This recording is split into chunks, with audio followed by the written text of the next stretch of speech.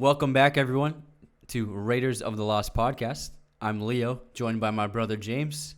Episode 7. Here we go. We're going to be discussing the comparisons and differences between Martin Scorsese's Taxi Driver versus Todd Phillips' Joker, as well as comparing The King of Comedy as well, which is also made by Martin Scorsese. Three very similar films. And very similar protagonists, antagonists, and in terms of loner cinema.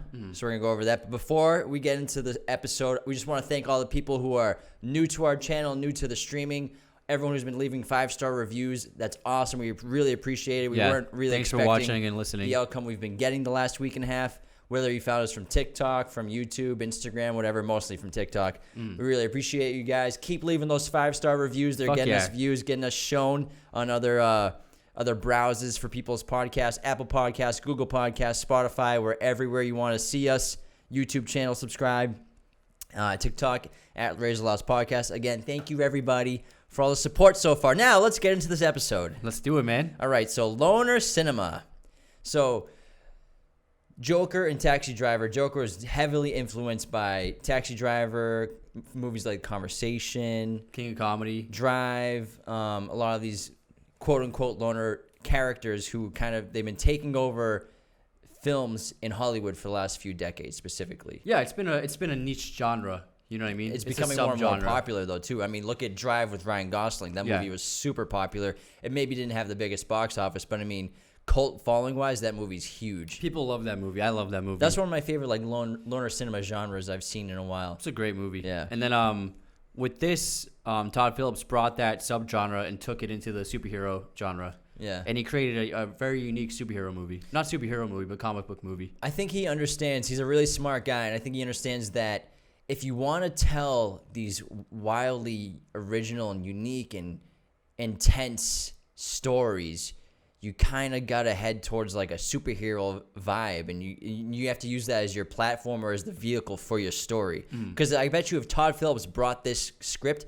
without the Joker involved at all, no studio would have gave him money for it. It would have been like a $5 million movie that no one would have seen. Yeah. But it would have been on Amazon Prime like right away. Yeah, I'm super glad that he was able to figure out how to incorporate it with the Joker of the character. Well, he told a big budget comic book movie kind of film in the way that you would tell an independent drama. Yeah. You know what I mean? And the storyline is also heavily influenced by the Killing Joke, which is probably the most iconic Joker Batman comic book, which everyone's seen. Like, that's the art. That's like Mark Hamill does the voice and everything. Yeah. So I have that. You should read it sometime. Yeah, I should, yeah. Also, films like Leon the Professional, Bringing Out the Dead, First Reformed, those are all other kind of... Oh, I love First Reformed. Yeah, loner character cinema. So First Reformed is really good. That was one of the best movies of that year. Ethan Hawke is insane in that movie. That's a really He's recent example of that kind of character. Yeah, he's so good in that movie. But, yeah, let's get into this. So Taxi Driver came out in 1976. It's one of my favorite movies, and I think it's one of the best American films ever made. Absolute masterpiece of a movie. I think you showed me it for the first time like you usually show me movies for the first time. Before, like, I got really into movies, and this was like a decade ago at least. This is when we were doing Netflix in the mail. Yeah, we had to have been teenagers, and I'd come home, you'd be watching an obscure French movie. I'd be like, oh, what's this? And I'd just like smoke a joint and hang out and watch the movie with you. And Taxi Driver, you definitely showed me Taxi Driver, and I fell in love with it immediately when I watched it. And every time I watch it, I can't turn away from it. It's like one of those movies that you're... It's a hypnotic movie. Yeah. The score helps with that, but also the way Marty shoots it is the camera work is very loose, kind of follows Travis Bickle around. There are a lot of moments where there's no dialogue for several minutes, you know what I mean? Just the voiceover. Yeah. But you kind of just like he really films it in a way where you feel what this person's life is like a day-to-day basis. It's not just scene. It's like you're following him on his routine. You know what I mean? It's not exactly a fairy tale, but maybe it's a kind of a nightmare. Like the feeling you have, because sometimes you feel like you're in limbo with this character, because he basically, the first line he says in the movie is, I haven't slept, or I can't sleep, something like that. That's the first line he says in the movie. So that's a really good way to indicate Travis Bickle's character. Emotionally, he is in limbo for sure. He doesn't know how to express himself, and he can't find anyone to connect with. He's lost. He literally specifically says that he's just trying to find a job that he can work long hours just to pass the days. Because he can't sleep. Because he's bored. He's lost. He's got insomnia. He's a Vietnam War vet, so he's probably got some PTSD. Yeah. No family. He has family, but he doesn't contact them. He's in the middle of this big, broken down New York City in the height of the start of the crime sprees in New York City. New York City at that time period was awful. Yeah, well, it spiked in the 80s. Times Square spiked in the 80s, but the crime rate started to spike in the late 70s, which is like... Times Square was just filled with porno theaters and prostitutes and drugs. Yeah. People were afraid to visit New York City. It wasn't a tourist attraction back then. Yeah, and actually, the way they saved New York was the I Love New York logo. New York paid a graphic designer to come up with that logo to help rejuvenate the city. And over time, that iconic logo helped save the city of New York and allowed people to regentrify it, clean it up, and brought new tourists into New York City. Do you know how they saved it similarly in the 19th century? No. So in the 19th century, late 19th century, early 20th century, New York was full of all these horrible divey bars where like you'd get like the worst kind of creeps, like sailors who just like live on boats and they're here to get a drink and like fight or somebody, or like just degenerates, gamblers, drug addicts, like in these horrible conditions, horrible food bars. And what they did, that's what started liquor licenses for bars, where you had to pay a certain amount of money for a liquor license. If you couldn't afford that, you had to get out of there. And so most of these crappy, horrible, rundown bars and restaurants and brothels couldn't afford liquor licenses, and they couldn't afford to operate their businesses. They had to hit the curb. And so that cleaned up New York City in the 19th century because it was bad. If you think it was bad in the 80s, imagine what it was like in 1892. I can only imagine. Holy crap, the characters that were going into those bars. There were bars that would serve just old food because they needed to say that they served you a meal. So they would just serve rotten food to customer after customer after customer. They would put it on the plate on your table with your drink and then take the food away and just give it to the next customer. Jesus. Legally, they had to say they were serving food for the liquor. But speaking of the world, Travis Bickle is such an ironic character, and even Sybil Shepherd calls him a walking contradiction. Yeah. Because he lives in this version of New York City. He calls it a cesspool, and he says like the people that live there and operate there calls like them animals. Animals, the scum of the earth and stuff. And yet, he himself likes to go to porno theaters in his free time. Mm-hmm. You know what I mean? He thinks he's an outcast in this world when really he's part of it. Yeah. Same thing with Joker and Arthur Fleck. So Arthur Fleck, Todd Phillips did a great job creating kind of that similar 1970s crime-ridden New York City with Gotham City. Yeah. Even like creating the world in that opening shot with downtown with like the adult theaters. It was a Gotham you've never seen before. Yeah, so he basically used the taxi drivers in New York City as influence for that. They actually shot it a lot in New Jersey, that city. And so Arthur Fleck throughout Joker feels the same kind of outcast mentality. He's been a victim his entire life because of the city, because of the system. And same thing with Travis Bickle. And I think two differences. So they're both outcasts, but they're outcasts for different reasons. I think Arthur Fleck is an outcast because he's mentally ill. Yeah, he's mentally disturbed. And he's disturbed, and he's just an abnormal kind of person. People don't feel comfortable around him, and he doesn't know how to actually communicate with people in a normal way. He doesn't understand. People don't understand him. He doesn't understand people.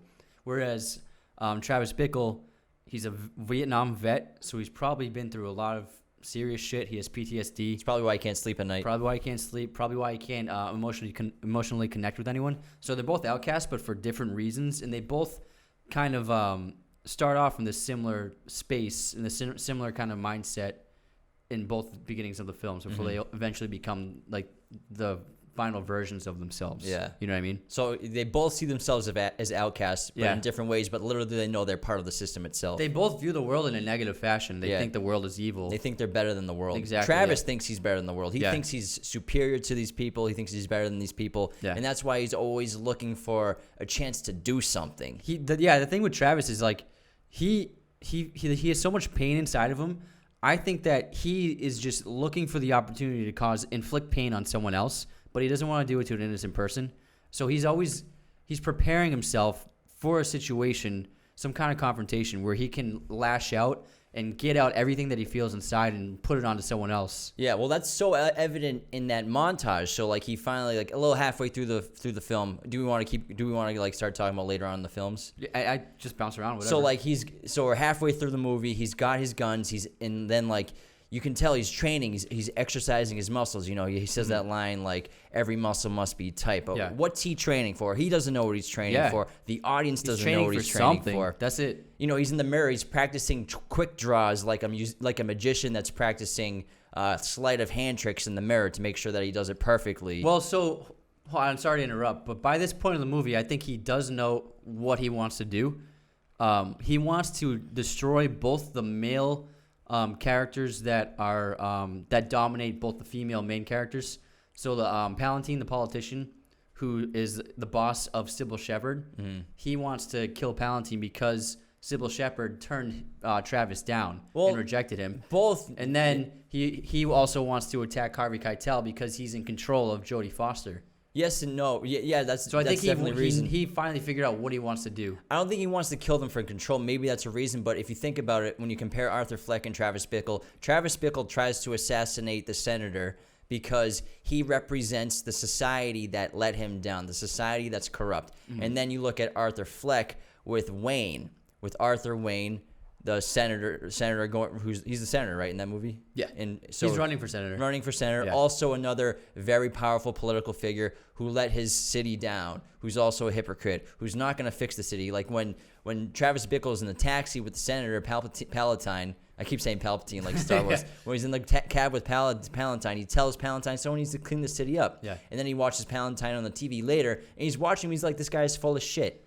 I get what you're saying, but I think that when he gravitated towards Palatine, because he wasn't political until he became infatuated with Sybil Shepherd, and then you see he has Palatine posters in his bedroom. He's got the button on his jacket. He's got the button. Yeah. So he becomes infatuated with Palatine because it's part of Sybil Shepherd's world. And so when she turns him down and rejects him, he turns against it and wants to destroy it because it didn't accept him. That's how I interpret it. All right, I can see that. That's a pretty good point. Yeah. So let's go back a little bit. I think we're going a little too far into the stories. It's all good, man. But let's be a long podcast. Similar point. So all these characters, we got to talk more about Rupert Pumpkin too from King of Comedy. Oh yeah. So all three of these characters have a horrible inability to form real relationships with people. Yeah. Meaningful relationships with people. So Travis Bickle, he doesn't even fit in with the cabbies, the other guys who drive cabs. Yeah, he's an outcast among them. He doesn't fit in with Betsy. He doesn't understand why Betsy rejects him after he brings her to a porno theater. Yeah. He tries to talk to the girl at the porno theater in the beginning of the movie, and she's having none of it. He doesn't understand. It's like, bro, you're going to a porno theater. The girl that works there isn't going to want to talk to you. You're a creep. Yeah. He doesn't see that. Arthur Fleck, he's obsessed with the girl who lives down the hall, Sophie. Yeah. And he creates this fictitious relationship in his head about her. Mm-hmm. And then Rupert Pumpkin, his relationships are basically with people who are also crazily obsessed with Jerry Lewis. Yeah. Like that girl in the film. Yeah, Marsha. Yeah, so she's a crazy fan of Jerry Lewis. And also his delusions when he's out down in his basement with the mannequins and everything. If you think about it, his delusions and his fantasies, those are the only times he actually interacts with people on a real level. Yeah. You know what I mean? Yeah. I love how Todd Phillips, he kind of took Travis Bickle and Rupert Pumpkin and put them together. And put them together to make Arthur Fleck in a way. Then the two of them comprise Arthur Fleck so well. Like Rupert Pumpkin is he's a struggling comedian and he's obsessed with a famous comedian. Yeah. So and with fame itself. Yeah. Rupert Pumpkin's obsessed with Jerry the comedian, whereas Arthur Fleck's obsessed with Maury Franklin, played by De Niro, who Todd Phillips purposely put in the movie Joker in the reverse role of what he was in King of Comedy to deflect any accusations of plagiarism, which was very smart, I think. Yeah, it was and it worked perfectly. De Niro was great in it. Yeah. He only had a small role, but he was great in what he did. Yeah, and so Travis, on the other hand, he isn't obsessed with a comedian. He has no comedy in his life at all. He doesn't have any aspirations. Yeah. So he's not obsessed with anything. And so he gravitates towards these two women in their lives. So Jodie Foster, he sees the victimized prostitute girl who he wants to save. And then with Sybil Shepherd, he sees this unattainable, beautiful woman who he wants to become a partner with. Mm-hmm. You know what I mean? So he has this complex with women where he only sees them as either sexual objects or goddesses that you can't attain. Mm-hmm. You know what I mean? So he has this skewed masculine viewpoint of women. Well, then why does he want to save Iris? He saves Iris because he wants to do something. That's like that's like his thing that he talks about in the beginning of the movie. He's like, people have to find their purpose and try to become the kind of person because he just is lost and he doesn't know what to do. And he has so much built up inside of him And the only way to let it out is with violence. So he finds this opportunity to let out all this violence and all this anger and unleash pain on other people, it's an opportunity for him to not like get in trouble for it. Yeah, one of my favorite quotes from Bickle in the movie is, "All my life needed was a sense of some place to go." Yeah. Which is he's always looking for what is it. And so that goes back to... Which is actually a perfect metaphor for a cabbie because they're technically not going anywhere. Yeah. They're just driving through the city. Yeah, and I want to go back to in the mirror when he's training. He's practicing those quick draws to make it perfect. He's trying to... He's got these setups with his in his forearm. Who's he going to war with? Yeah. Is he waiting for someone to go to war with him? You know, his lines like, "Are you talking to me? Oh, you talking to me? You make the first move. Let's do this." So he wants someone to attack him. Yeah. He wants someone to make a move on He's him. looking so he for can the, respond. and also it's interesting when he goes gun shopping with that gun salesman in the hotel room, and he takes the revolver and then he points it out the window, and he like points it at a pedestrian like walking down the street. He points it to So he's just looking for something. And he aims at two women. I think there's a carriage He's just too. like he just wants to hurt someone. You know what I mean? And I think like a major characteristic between all these characters is deterioration of their mind, of their characters, and like Travis's deterioration is very slow. And I think the biggest turning point is like after he kills the first person at the convenience store, and then he kind of feels no remorse for his murder. Just like Joker didn't really feel remorse for his murder in his first kill. And Joker did that really off-putting in like mind, like hypnotic dance in that bathroom. Yeah, that bathroom scene after he kills those three guys in the train station, and on the train, I felt like that moment in the movie when he does that dance in the bathroom, I felt like that was a representation of it's literally like a butterfly coming out of its shell. It's the first moment where he allowed himself to just be who he truly was, because his entire life he's been told to be a certain way. He's been told that like he has problems and he needs help. He needs to take these pills. He needs to go to these classes. He needs to see psychiatrists. He needs to be fixed. And this is the first moment where it was like a truly authentic moment of action that he put out that was him. And so the dance scene in the bathroom was him slowly evolve. It was the first step to evolving into the Joker. You know what I mean? Not to glorify a murder. Yeah. But what he felt was power. As a character. Finally. Yeah. He finally is like, oh, I can do something. Yeah. You know what I mean? And with Arthur, so his first killing technically is self-defense. The first time he pulls the trigger and kills a guy, it's in self-defense. He's being attacked. Yeah. But then he doesn't have to kill those other guys. He doesn't have to, yeah. He doesn't have to kill the other guy. The third guy's running away. Yeah, so he doesn't have to get out of the subway and shoot him either. Yeah. But so the first kill is self-defense, you can argue for sure. Then the other two were straight up pleasure. Yeah. And chasing that guy down right before he gets to the stairs, pleasure. Yeah, he enjoyed it. Yeah. He wanted to do it. And then, not to cut you off, sorry, but with Bickle, his first kill is not self-defense. There's a convenience store being robbed. It's more out of protection for the store owner. And maybe he did it out of curiosity. Like, he didn't have to draw his gun out and kill that guy. Maybe he wanted to see what would happen. And also, like, I feel like he's like a shark waiting to pounce on some prey. And you don't know what his past is in terms of what he did in Vietnam. Maybe he's killed a bunch of people already. And also, the thing with Bickle is he's like a cowboy in New York City. Cowboy boots and everything. Cowboy boots, the way he dresses. Actually, the shirt he wears, that red and white checkered shirt he wears. When he goes to meet Iris? Yeah, it's actually the exact shirt that John Wayne wears in The Searchers. Oh, no way. So Scorsese was inspired by The Searchers for this movie. And in that movie, John Wayne plays like a bloodlust cowboy who wants to kill every Indian he can see pretty much. Yeah. And so it's a correlation between Travis is like this modern day cowboy who's just looking to get into violence, get into fights, get to just hurt someone. Yeah. Because he probably spent so much time in a war zone where he feels like he's in a war zone still. He needs to do it still. Yeah. So his motivation isn't he doesn't want to hurt innocent people. Exactly. Though. So he wants to do something. He wants to hurt somebody. He clearly wants to kill somebody. He buys 5 guns in one sitting. Yeah. He doesn't know who he wants to do it to until the failed assassination attempt on the senator. And then Joker, Arthur Fleck, his motivation is also he wants to do something. He wants to be noticed. He wants society to realize what they've done to him. Yeah. And then Rupert Pumpkin, his main motivation is also he wants glory and fame. Yeah. Also attention. I think Arthur and Rupert have in common the need for validation, and also Travis in a way. the need for validation and the need for attention. And so they're willing to go to these extreme measures in order to get that attention and get that validation.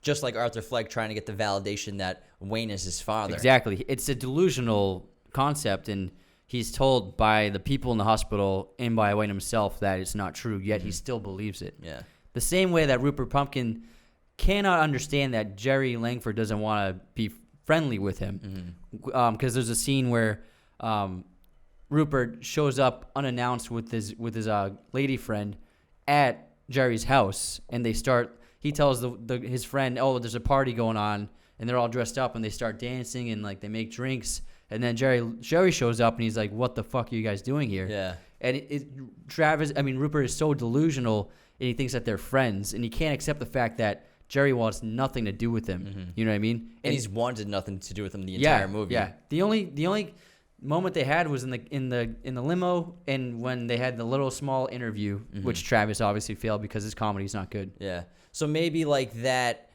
cab ride or the ride in the limo with Jerry, the comedian, is similar to when Travis finally gets the courage to go talk to Betsy, and he wins her over for a moment, and he gets her attention, and then he blows it. He blows it with everything. That's actually that's great, because it's both this thing that they want to attain, and then they fail, and it causes them to lash out. Because Travis fails with Betsy, and he lashes out by going after Palantine. And neither of them understand why they're not being accepted by the other person. Yeah, exactly. Like Travis doesn't understand why Betsy won't return his calls. Then he flips out and like walks into the campaign office again. Yeah, exactly. And then he does like that kung fu, like, get away from me. Yeah. With Albert Brooks. I love that Albert Brooks is in that movie. He's really good in it. He's great in it. Yeah, he's very funny.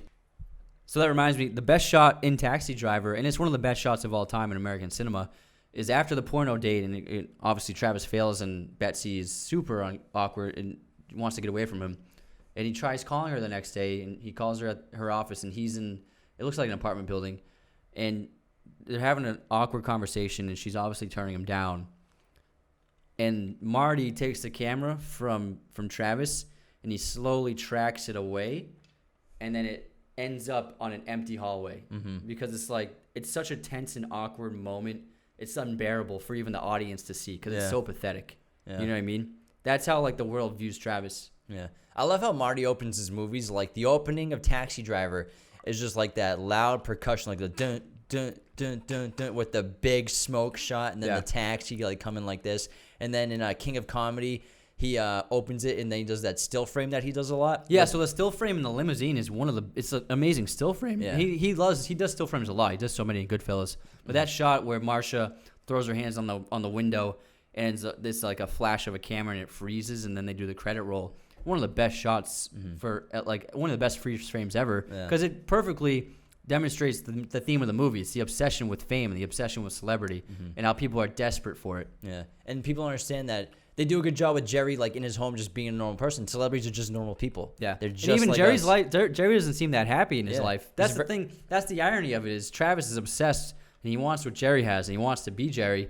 But realistically, Jerry doesn't seem that happy. And then Marcia is a very wealthy person, a very wealthy girl, but she's just deranged and crazy, obsessed in love with Jerry. Yeah. So it's not about money with her. It's just an obsession with the person. Yeah. She wants the person. Yeah. Rather than Rupert wants the fame. He wants to be that person. He wants to be him. And the irony of Rupert's entire character, like Marty does such a good job. Is like, is he a funny comedian? You don't really see too much of his jokes. There are some funny moments in the movie with him, but he seems like such an awkward guy, such a weird dude. And then like when he gets his shot, he gives like a weird performance. And then he ends up at the end of the movie becoming the biggest comedian on the planet. Yeah. So after he goes to jail and he gets arrested, he comes back, and the last scene is he's performing a show, and it says that he says oh, I have people want to buy my memoirs, and there's going to be a film deal. So he's gaining huge success, and it's ironic because it kind of shows you, and it happens in the real world, that people are so obsessed with fame. And so the irony of it is he did something horrible and extreme, but it got him notoriety,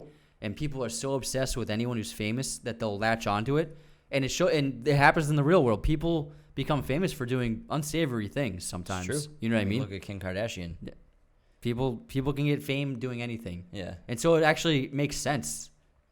And just in case anyone hasn't seen King of Comedy, basically the storyline is this up-and-coming comedian kidnaps a very famous late-night talk show host, Jerry Langford, and then gets arrested for it. But then eventually, once he's released from prison, becomes the famous comedian, the most famous comedian in America, and has his own talk show. Yeah. But when he kidnaps Jerry, the talk show host, he blackmails the police and is allowing him to perform his comedy live on air on the talk show for one night.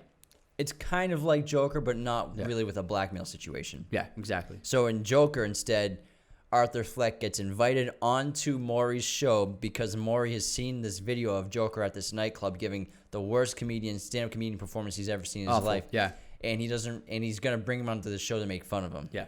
That's actually one of the best character traits in Joker that perfectly display what kind of person Arthur Fleck is, because he wants to be a comedian, but he is so different from other people that he doesn't understand comedy. So when he does when he does his stand-up act, no one laughs because his comedy is weird and it doesn't make sense. Mm-hmm. But also before that, when he's watching one of the other stand-up comics go, and he's at a table when he's with the other audience members, they're all the audience is laughing at this guy's stand-up routine, and Arthur Fleck is kind of like sitting there awkwardly while they're laughing, and he doesn't understand why they're laughing. And then when the comedian says something like that isn't funny, then Arthur laughs thinking it's funny, and then he's looking around laughing and no one else is laughing. So he doesn't understand why what people think is funny and why people don't think the things he thinks is funny is funny. And even his notes aren't really that good. Yeah. Like his notes are something like about a relationship or like a man and wife too. So that shows you just how different Arthur is and how much he doesn't fit in with the world. All three of them don't fit in the world. Yeah. Rupert Pumpkin doesn't fit in the world either. Oh, Definitely not, yeah. And something I want to talk about is the mother situation with not Travis. Travis's mother isn't even at all in the movie. He just writes to them at the end of the he writes movie. his parents a card, that's it. But with Arthur Fleck and Rupert Pumpkin, their mother seems to play a major role in their lives.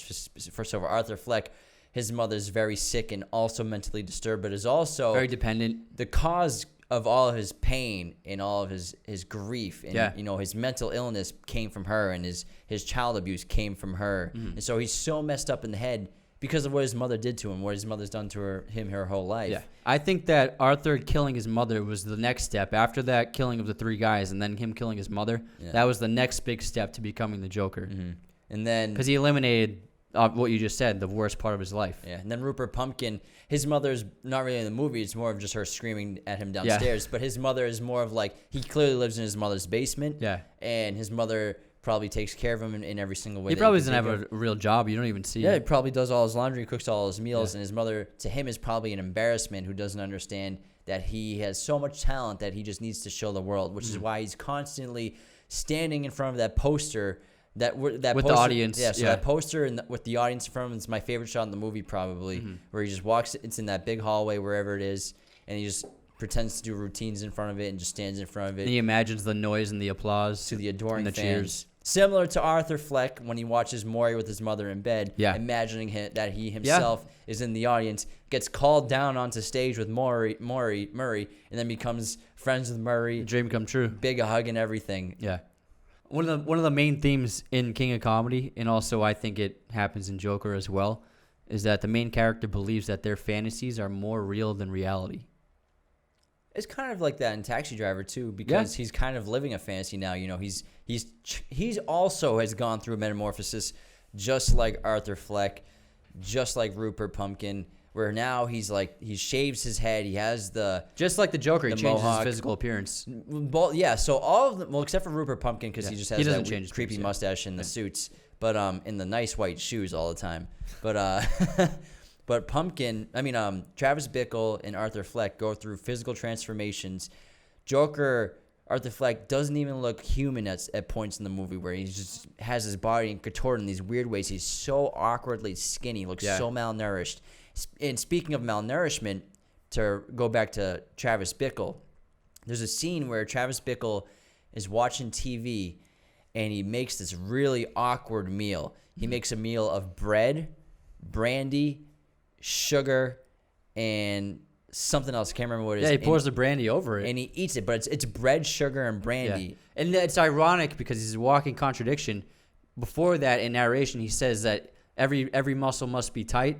And he talks about how he has to eat a good diet, a healthy diet, which he's not doing. That's like a reflection of what he's really like inside. Yeah. It's kind of like you are what you eat. the way they all treat themselves. So the way Arthur Fleck treats himself is a reflection of his feelings. He's horribly unhealthy. The two of them are very unhealthy. Chain smoke cigarettes. Yeah, and just gaunt. He's a gaunt human being. He doesn't look human. He looks like a skeleton with skin. Yeah. The physicality is insane. And Arthur also, he doesn't fit in with even the other clowns. So like Travis doesn't fit in with the other cabbies. Yeah. So like all these weird recluse people, they don't even fit in with them. Yeah. Either of them. They're the outcasts of the outcasts. And then Pupkin doesn't fit in with normal people at all, specifically when he's constantly in the waiting room talking to the receptionist, and she doesn't want anything to do with him. And he thinks they're. He doesn't understand. He thinks they're having a great conversation. Yeah, he sells it. He's like, "Oh, this is great." I want to talk about the music, specifically the music between Taxi Driver versus the music in Joker. And so Taxi Driver, they constantly do this back and forth between that like off rhythm, like speeding up tempo percussion with the drums, and then they switch immediately. They'll switch to saxophone, like the soothing, like erotic saxophone, which Marty would use and uses in situations of romance or something erotic going on, or something's about to happen. And then he'll switch immediately to the percussion and the rhythm, and then Joker is just like such a haunting score. That cello. Like when you listen to Joker by itself, just the score, you get in a pretty shitty mood. It's a beautiful score. She made the score before they started filming. Yeah, I don't even want to try and pronounce her name. Yeah, Hildur or something. Yeah, Hildur something. But she did an amazing job, and like she won the Oscar. That music is almost as off-putting as the movie. Like the Joker's a hard watch. I'm not gonna deny it's not. Yeah, it's not an easy watch. Yeah, I know people who. I'm so surprised it made $1 billion. Me too. I know people who saw it and they're like, I saw Joker. It's amazing. Probably never watch it again. And I don't blame them because for some people they can't take it. Yeah, I guess. Yeah. You know, it's a challenging movie for today's audience, which is surprising again why it made $1 billion because of like how hard they look at mental disorder and the effects that society can have on people and how people can just go crazy. And you see it in the realistic like tone that Todd Phillips put to it. Yeah. Whereas you see a lot of movies with psychotic people or like serial killers, like, oh, it's a serial killer. But then like you just watch the mental breakdown of somebody for an hour and 45 minutes until he's completely broken down. And it's not as like, I wouldn't say it's as dramatic in Taxi Driver, but it's a lot less toned down in terms of like being a psychotic person and mentally ill.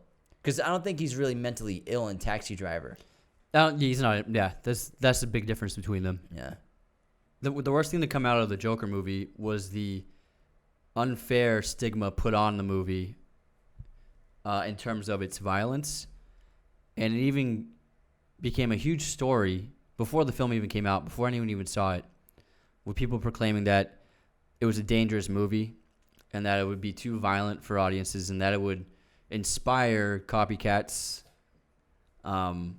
which obviously didn't happen. The movie came out, nothing happened. I mean, they had police at premieres. They had police at premieres, and we're talking about nobody even knew what happened in the movie. And this strange thing happens in our culture in terms of violence, especially violence portrayed in films, where it's okay for John Wick to shoot up 300 people, and audiences cheer him on and laugh and have a good time. But a film where only 5 or 6 people get killed, if that, is deemed dangerous to society before anyone even sees it. So, the Joker movie really brought about this dialogue of how America perceives violence in movies, and it's very flawed. Like, how can you say that a movie is dangerous if you don't even know what's in it? And how can we glorify? And actually, the reason why I think it's off-putting to people is because a film like Joker properly addresses violence, especially gun violence and murder and mental illness, and it can be disturbing, and it's a tough movie to watch, like you said, but also it's authentic and it's real, and these are things that we need to talk about. We can't avoid them. And I think it's actually more dangerous to society to have movies that glorify violence and act like killing 300 people is no big deal. Those are the movies where if killing someone doesn't seem like it's that big of a consequence, then obviously that's more dangerous. Whereas Joker, we understand the weight of someone being killed. You know what I mean? Yeah. So I think Joker was given this unfair stigma by a lot of people. And I mean, are there currently societal consequences though with these characters, the way the way people are perceiving them in terms of like just painting like all white male introverts as sociopathic murderers. Yeah, the question that people like to ask is, do violent movies make people violent? I don't think so at all. I don't think so. I don't think it's fair the way that they thought it was going to be like, oh, there's going to be shootings at the movie theaters. Yeah. The media is portraying there's a movie coming out, there's going to be shootings. There's going to be mass shootings at movie theaters. They were like advertising it. Yeah, remember when we went to see the movie and there were security guards, there were police officers there. And nothing happened. Nothing happened anywhere. And obviously people are going to say, oh, it's because they had security guards. No. That wouldn't have stopped. Not all. That wouldn't have stopped It's just people. because the media, they saw a way to scare people. Yeah. And obviously that's what they did. They said, oh, this is going to be the next Aurora shooting.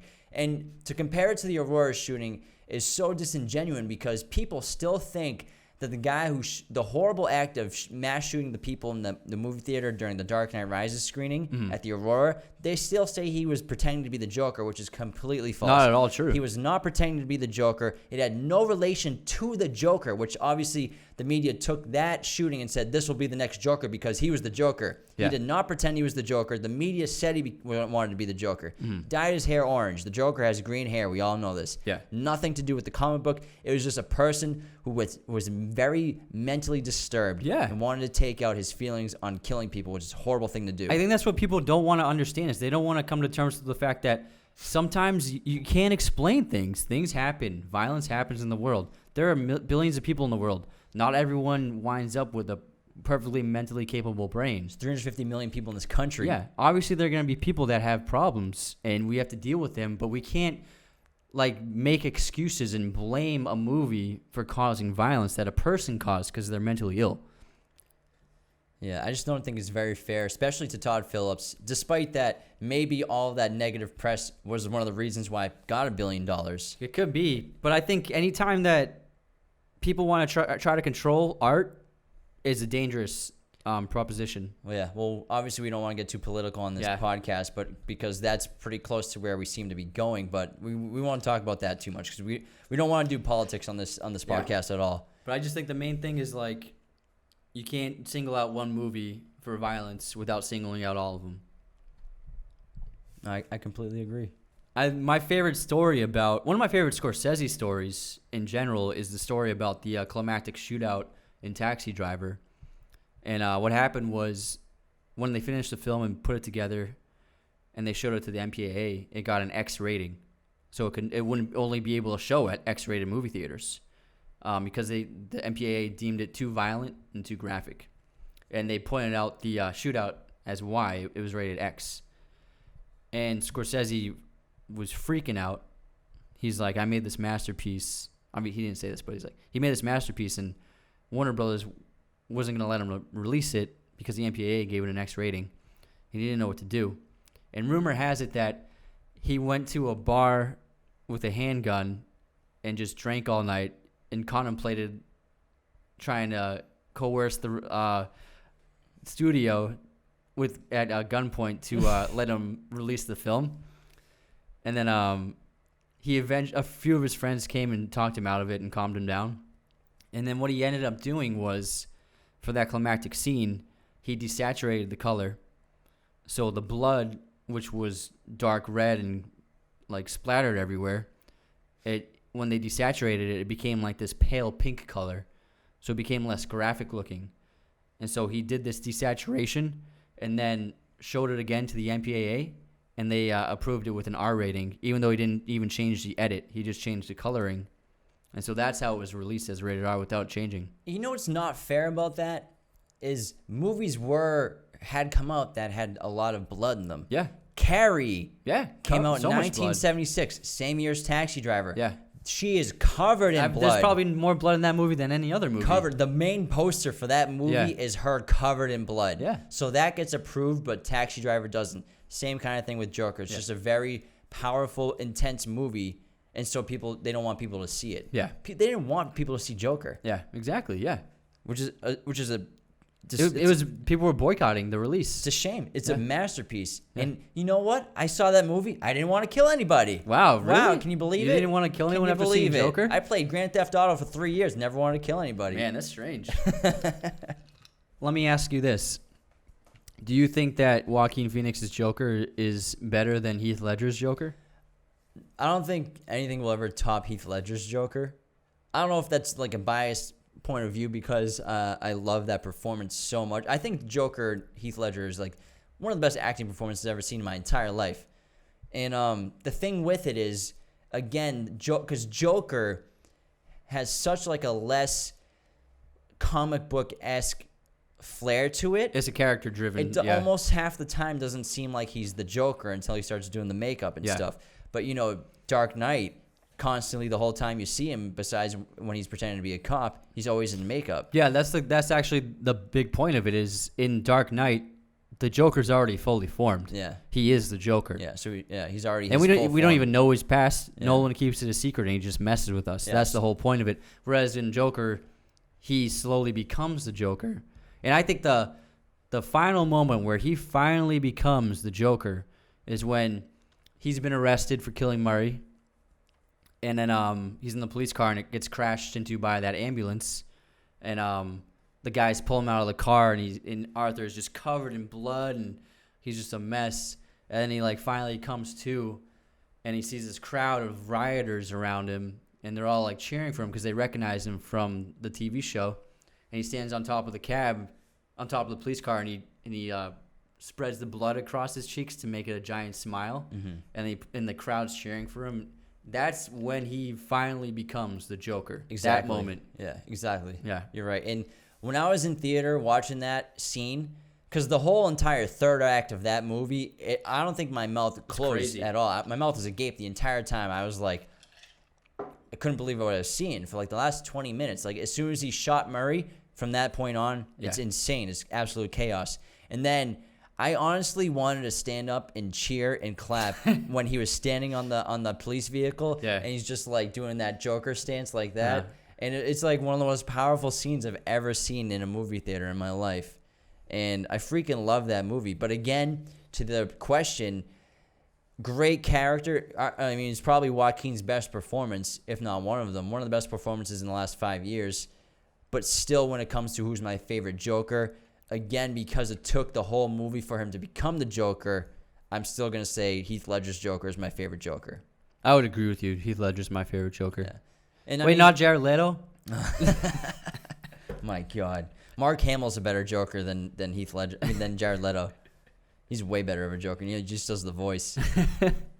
But even Jack Nicholson's great as the Joker. Yeah, he's really good. But the great thing about what Todd Phillips did with Joker was he did such a different version of Joker compared to Dark Knight Joker, compared to Suicide Squad Joker, compared to the Killing Joke Joker, that it was its own unique version of the character. And honestly, this character is probably the most coveted for acting performances out there because it's a guaranteed fucking Oscar at this point. The best of the best, go for it. Unless you're Jared Leto, who's a great actor. His Joker just fucking sucked. Great actor, but my God, that was what a fucking shit show. What a waste of a movie. How do they make Suicide Squad and not make Joker the main character? Dude, I don't know. It's ridiculous. Or the main villain. What the fuck? That's my biggest qualm with that movie. It could have been a good movie, but you have Joker, and he's just comes in and out every once in a while to give some guy a haircut. And then they have some fucking magical, mythological fairy creature is the main character, and who gives a fuck? It's because fucking studios are all about movie universe building. They're gonna be oh, the Joker's gonna be the main villain in the third Suicide Squad. This is what we talked about earlier. Stop caring about building a trilogy and make a fucking good movie first. Yeah. Who's gonna see the second one if you can't make it? Exactly. Oh my God. People are dying to see a second Joker because the first one was so good. Yeah. And people are dying to see more John Wicks because the first one was awesome. They didn't know it was going to be. They're oh, Keanu shooting guns. That's kind of cool, but it might not be that good. Because a lot of people don't like Keanu. John Wick revived Keanu's career like a motherfucker. Oh, yeah, absolutely. There wouldn't be a Matrix 4 filming right now if it wasn't for John Wick. Bro, people love John Wick and Keanu, but they don't act like they were talking shit about him 10 years ago. Oh, yeah. People used to, whenever I talked about Keanu Reeves, would be Keanu sucks. He's not that good of an actor. Yeah. Now they fucking love him. Oh, yeah. I've been loving on Keanu for decades. I never stopped loving Keanu. I've always loved that man. But now people like him because he's the new hot thing with John Wick. Shut the fuck up. You're not a real Keanu fan. You don't know shit about fuck. I am an FBI agent. Can't describe how I'm feeling. I love the last scene in Joker in the mental institution where he's talking to the psychiatrist, because it shows that he's finally accepted himself for who he was and understands that he's different, but now he thinks he's better than other people because of how different he is. And that example is shown when he laughs to himself. He's like smoking a cigarette and he just giggles to himself, and the psychiatrist asks him what's so funny, and he looks at her, he's like, you wouldn't get it, because he knows like she doesn't understand him, and like, I'm me and I finally understand who I am, and there's no way she would ever understand me. Do you think the whole thing was in his head? And do you think that he's laughing like that because he imagined that entire movie in his head? No. And that's what he's laughing at? That's so stupid. I hate shit like theories like that. And so you don't think you think it was real? Yeah, I think he's the Joker now. See, like, I like to have fun with movies and I like to enjoy them. So I always have like the good endings. Yeah. Like I say Inception, it fell down, he's in the real world. And I like to think Joker, he's in the real world and he did all that. Yeah. That's how I like to have fun. It's like, why even think it was a dream? I mean, it's fun to think about, but some people get very upset about it, what's though. the point of even the whole movie then? Because people like to argue, man. I guess. People like to get in fights. You know what it's like. People just constantly down your throats online and shit, man. Yeah, I'm learning now. Anytime you put every video I post, people are like, "Oh, you're a fucking loser, bro." "Oh, this guy's not from Massachusetts. He fucking sucks." Every video I post in the comedy account, it's insane. It's nuts. People just want to be better than you. People just want to be correct over you. Rather than, why can't we both be correct? Why can't my inner truth be real and your inner truth be real? Why can't Arthur Fleck be real and killing all these people and doing all this crap? And why does he not have to be asleep? What do you think could happen with the sequel? See, that's the thing. Like, part of me wants a sequel, but part of me doesn't, because it's a masterpiece, and I don't believe in sequels to masterpieces. Like, they shouldn't have made sequels to The Matrix, but here we are. But or Spider-Man 1, but here we are. Hey, Spider-Man 2 is awesome. Spider-Man 2 is better than Spider-Man 1. It's pretty good. I don't know about that. It's, dude, with Doc Ock and, oh man, fully formed characters. It's great. Anyways, oh, you like fully formed characters, don't you? Fully formed. Anyways, but like, when you're watching the end, you're watching the last couple of scenes, and you're just thinking in your head, what could they do with like the prince, the evil prince of Gotham, like the prince of crime of Gotham? Like, what can they do? We've never really seen it. Like, you see Joker in The Dark Knight fucking shit up all the time, but you don't see like him build his empire of crime. Yeah. You don't see him creating this world of chaos everywhere.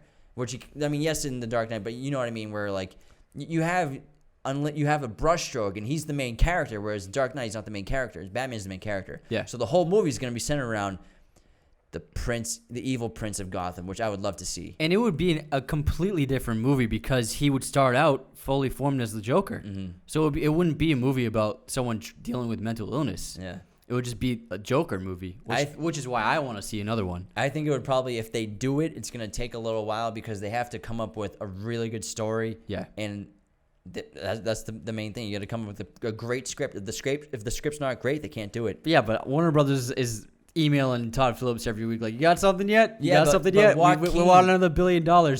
Joaquin doesn't do sequels, and if he does it, it'll be his first sequel. He actually came up with that idea for the sequel. Yeah, but we'll see if he decides to want to do it because he's such an auteur that he might not want to do it eventually. So we'll see, but it'd be cool. Johnny Depp called himself an auteur before he did Pirates.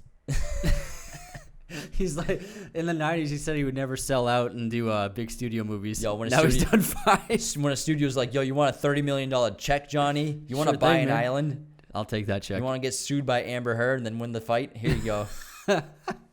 Here's some money. But no, Pirates 1 is great, though. Dude, Pirates 1 is a great movie. He's a fantastic movie. It's a fun character. It was originally supposed to be Hugh Jackman. Oh, really? Yeah. He was originally cast as Jack Sparrow.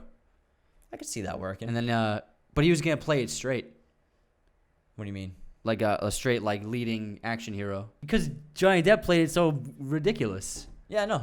But it wasn't gonna be a comedy at all. Well, because you know who he based his performance off of, right? Yeah, Keith Richards and Pepe Le Pew. Yeah. So the both of them together. Yeah. But yeah, Hugh Jackman. It would have just been like Hugh Jackman with a British accent. Hugh Jackman. Guy's ripped. He's ripped from the waist up. He was also originally cast in Drive.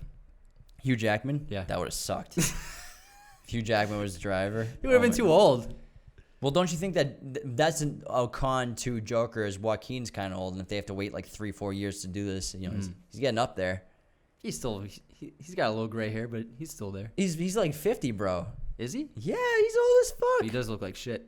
He kind of looks like shit half the time. It's because he doesn't eat any meat. He chain smokes cigarettes and he's a vegan. Bro, someone needs to get him some B12. I'm gonna send him a shipment of some like whole milk. Get him a cheeseburger. Oh, he does not want milk, man. He wants some vitamin B12. Last thing he wants is milk.